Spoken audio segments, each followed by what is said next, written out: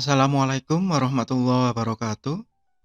Selamat datang kembali di kuliah virtual Disaster Recovery Planning. Bagi yang belum melihat video sebelumnya, silakan dicek di playlist. Jadi di dalam kuliah virtual ini, saya membaca dan membahas tentang buku saya yang berjudul Disaster Recovery Planning. Meskipun buku ini sudah lama ya terbitnya, tahun 2008, tetapi masih relevan dengan keadaan sekarang karena di dalamnya bersifat generik atau bersifat konsep umum.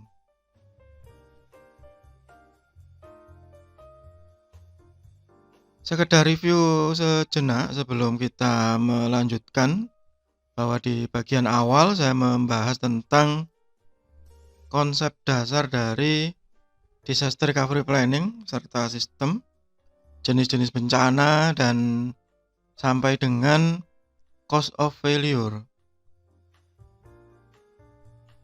Di bagian kedua, saya mulai masuk ke dalam konsep dasar dari disaster recovery planning yang terdiri dari 5 tahapan, yaitu inisialisasi, analisa resiko, business impact analysis, penyusunan DRP, dan pemeliharaan atau maintenance DRP.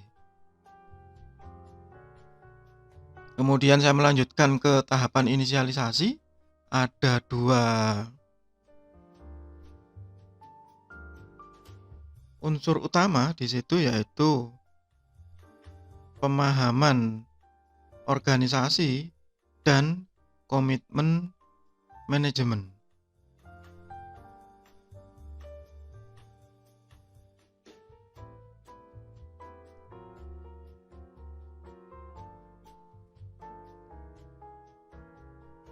Selanjutnya saya membahas tentang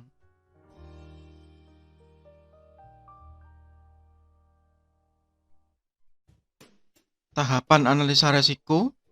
Di dalamnya ada manajemen resiko, ada identifikasi resiko, dan evaluasi resiko.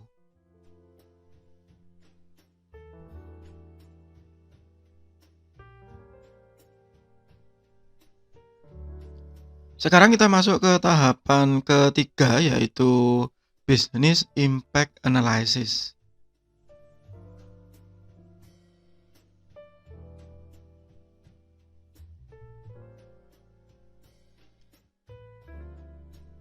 Satu hal yang harus dipahami terlebih dulu bahwa setiap organisasi itu pasti punya faktor kunci atau key factor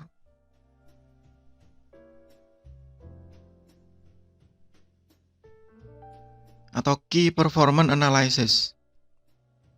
Jadi setiap organisasi atau usaha selalu punya ujung tombak sendiri-sendiri. Dan itu wajib diketahui dan wajib dipahami, sehingga nanti pada saat menyusun strategi, visi, dan misi, termasuk di dalamnya aspek-aspek lain, seperti halnya DRP ya, atau Disaster Recovery Planning, itu bisa berjalan sebaik mungkin.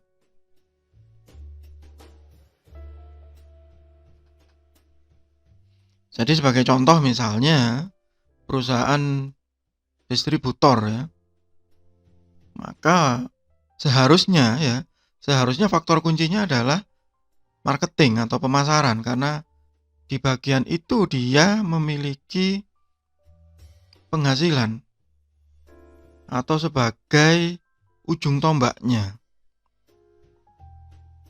Contoh yang lain misalnya manufaktur, maka seharusnya faktor kuncinya ada di bagian produksi atau operasional mesin.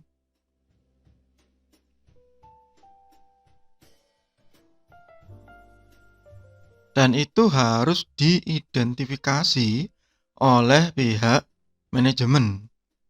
Dan itu nanti akan berhubungan dengan penyusunan disaster recovery planning. Kelihatannya mudah memang, tapi faktanya begitu.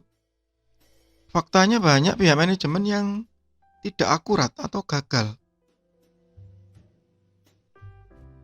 Mungkin hal ini terjadi karena kalau di DRP itu karena konsultannya tidak turun ke lapangan atau tidak paham secara utuh. Di bagian sebelumnya saya menyinggung tentang satu langkah di dalam pemahaman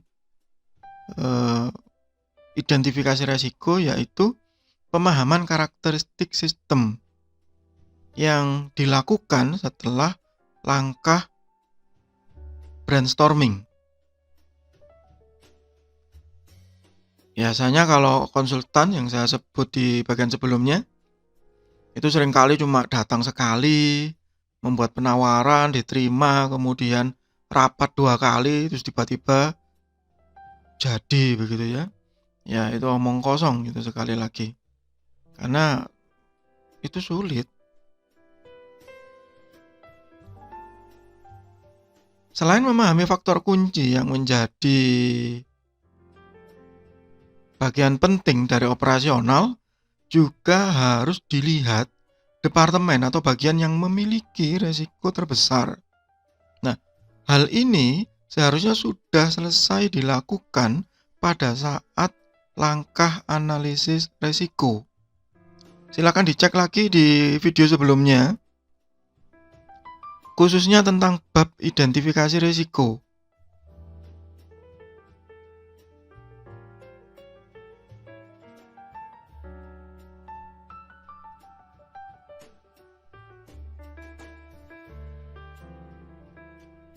Nah, kemudian jika kita sudah yakin dengan faktor kunci tadi, maka kita bisa melakukan business impact analysis. Business impact analysis itu punya tujuan untuk menghubungkan antara komponen sistem secara spesifik terhadap layanan kritis yang disediakan, critical service, serta menyatakan karakteristik dari akibat yang mungkin muncul terhadap gangguan pada komponen sistem tersebut. Jadi sekali lagi, ini di dalam DRP seharusnya memang dilakukan secara sekuensial atau berurutan, mulai dari inisialisasi, analisis resiko, dan sampai dengan business impact analysis.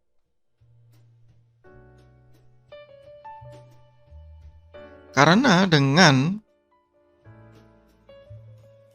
memahami gangguan yang mungkin muncul serta akibatnya, maka hasil dari identifikasi risiko itu akan terlihat jelas. Sehingga nantinya pada langkah berikutnya nanti di penyusunan DRP kita tahu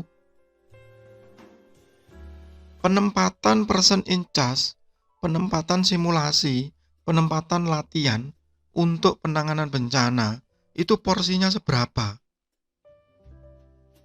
di tiap departemen.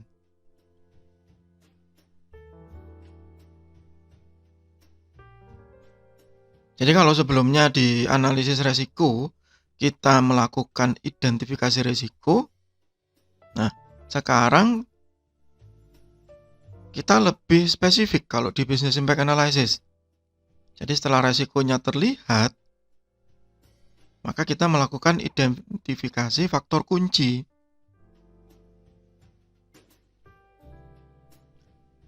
Contoh sederhananya begini. Jadi misalnya ya, di supermarket misalnya, supermarket yang besar ya, mana yang jadi faktor kunci supaya organisasi atau perusahaan itu tetap bisa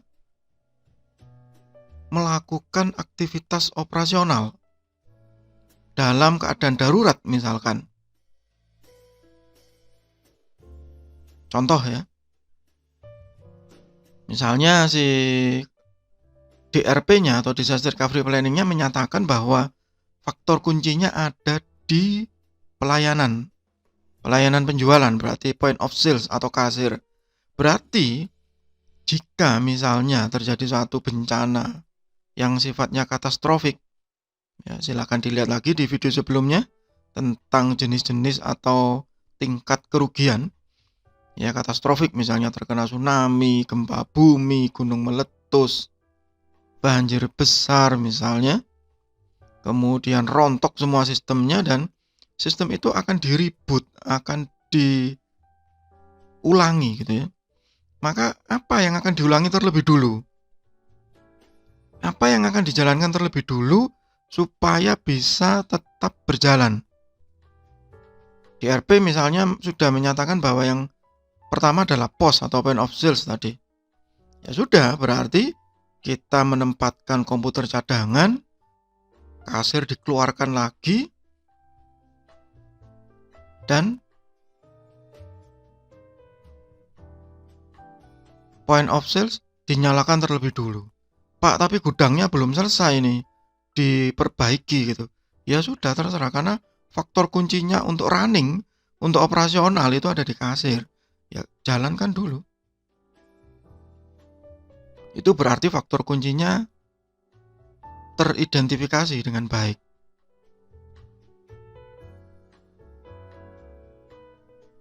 Langkah kedua adalah menetapkan kebutuhan untuk pemulihan proses bisnis. Ya sama dengan tadi lanjutannya ya.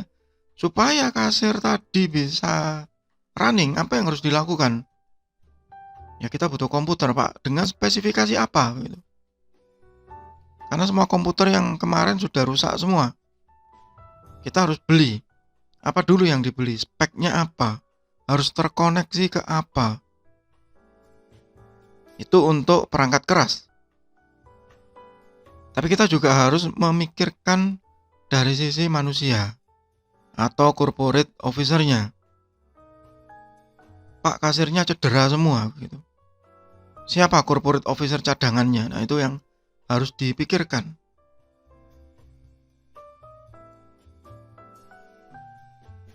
Berapa biayanya untuk mendapatkan komputer cadangan tadi? Apakah hanya komputer? Bagaimana dengan printernya? Tanpa printer sementara nggak masalah, Pak. Kita cukup menunjukkan monitornya ke pihak customer. Toh ini semua dalam keadaan darurat. Oke. Berarti komputer dihitung.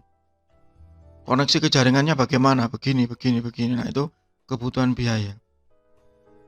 Nah, otomatis hal ini akan membutuhkan komitmen manajemen. Mau tetap jalan atau tidak? Dan itu artinya pihak manajemen harus menyediakan dana cadangan. Mungkin beberapa perusahaan menyebut itu semacam kas kecil begitu ya. Apapun istilahnya. Tapi memang harus disediakan. Dan hal-hal tersebut itu tidak akan terjadi kalau tidak ada DRP atau tidak ada planning, tidak ada perencanaan. Ya, jadi ini tadi penerapan PIC cadangan. Dan semua itu harus ada. Seperti yang saya sebut di bagian sebelumnya, di bagian awal terutama, ketika saya membahas tentang corporate officer, semua harus ada pemain cadangannya. Bukan berarti kemudian dengan adanya pemain cadangan kita siap-siap untuk membuang pemain yang asli, tidak. Bukan begitu tujuan utamanya, tetapi memang ini untuk kepentingan disaster recovery planning.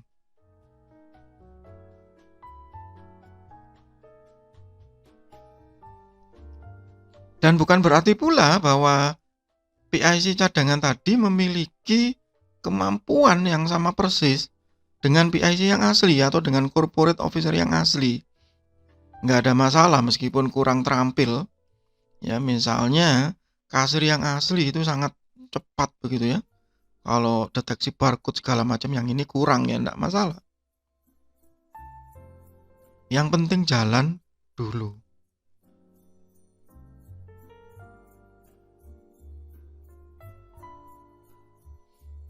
Hal itu nanti akan menimbulkan masalah baru ya. Karena biasanya kita sulit untuk memilih orang sebagai cadangan. Apalagi jika tugasnya tadi sangat sulit dan spesifik. Tapi satu hal yang perlu diingat, bahwa tidak semuanya butuh cadangan. Kita butuh cadangan hanya di bagian-bagian yang menjadi faktor kunci. Nah, itu kenapa langkah pertama tadi sangat penting. Identifikasi faktor kunci. Key factor analysis.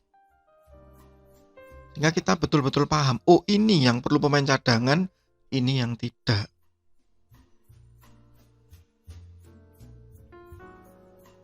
Ini yang bisa dilakukan banyak orang, ini yang betul-betul butuh cadangan yang memang harus dilatih.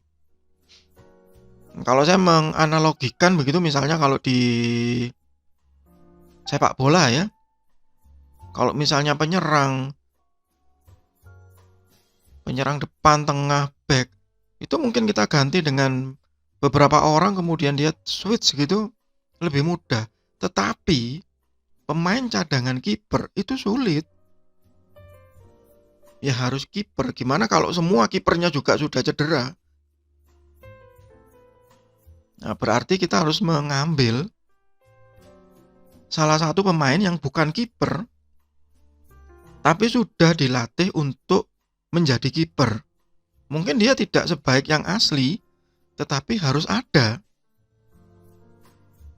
Sehingga nanti tidak ada saling lempar-melempar. Nah, itu analoginya seperti itu.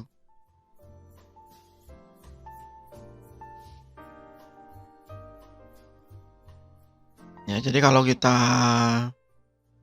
rangkum sejenak begitu ya, maka yang kita butuhkan di awal adalah kebutuhan personil tadi, terutama untuk cadangan, kebutuhan biaya, dana darurat untuk awal, dan kebutuhan peralatan yang sudah dicatat terlebih dulu dan dibutuhkan jika terjadi katastrofik. Kita butuh alat apa minimal supaya operasional ini tetap bisa berjalan. Itu untuk sementara. Di video berikutnya saya akan membahas tentang menentukan tingkat ketergantungan antar faktor kunci tadi atau dependensi faktor.